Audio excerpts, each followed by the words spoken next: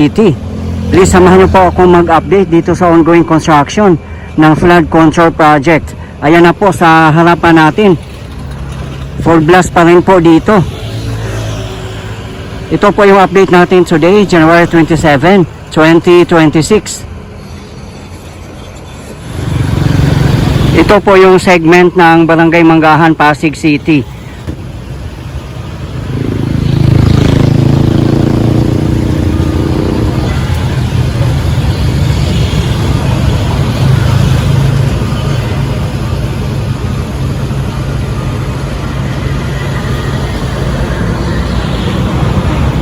Ayan naman po sa tapat natin ang segment ng Barangay Bagong Bayan, Quezon City. Pupunta din po tayo doon sa side na yan.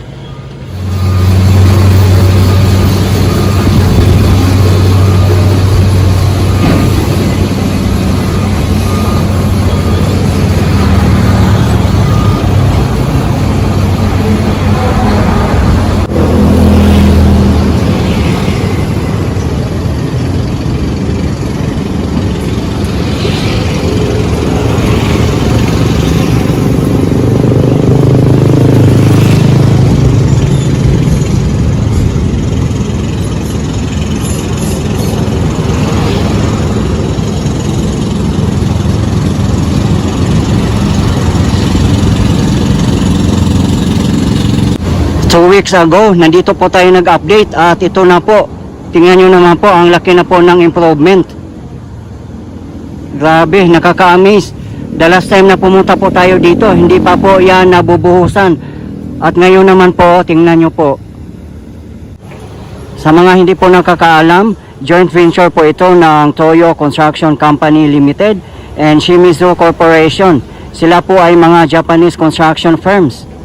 At funded po ito ng JICA or Japan International Cooperation Agency.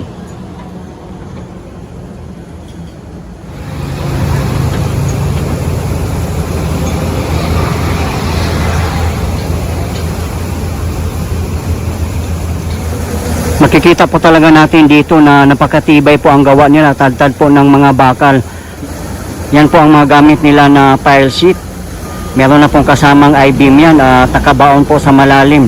Napanood po natin yan habang ginagawa po yan ang pagbabaon nila sa mga pile sheets. At yung pinaka-pader po nila sa ilog talagang napakakapal po.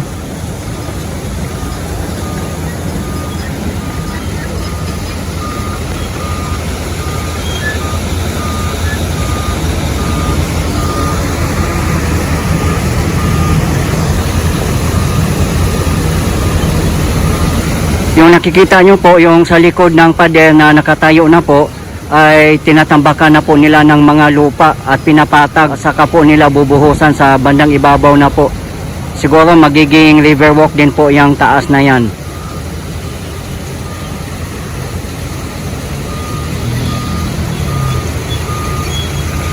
Maambon-ambon po, rain or shine po sila. Nakita nyo naman po natin na napakadami pong mga workers.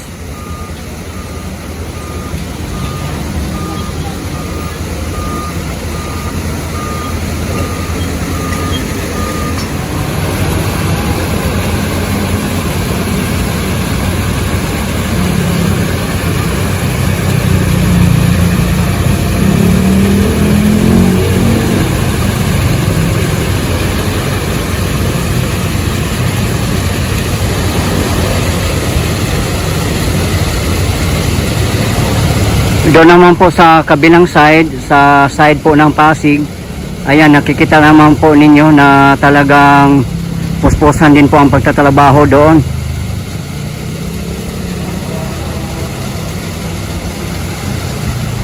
Bago po tayo pumunta dyan guys sa may Circulo Bridge area, pupunta naman po tayo dito sa kabilang side ng F. Manalo Bridge, kung nasaan po tayo ngayon. Ayan po ang F. Manalo Bridge, hindi pa nga ito totally tapos. Ginagamitan pa po nila ng steel sheets, as you can see. Dito na po tayo guys sa kabilang side. Ayan, makikita po natin dito na full blast pa rin po ang construction dito.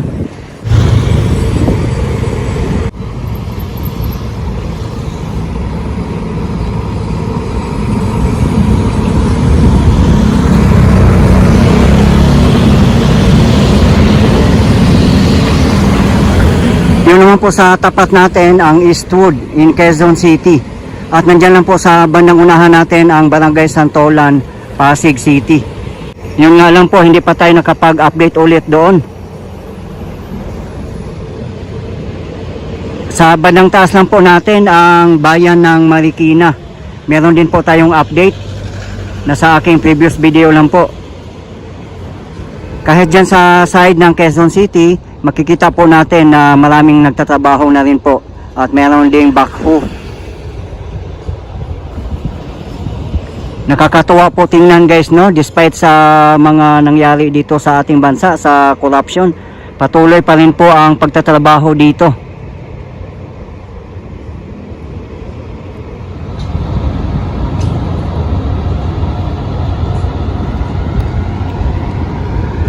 Medyo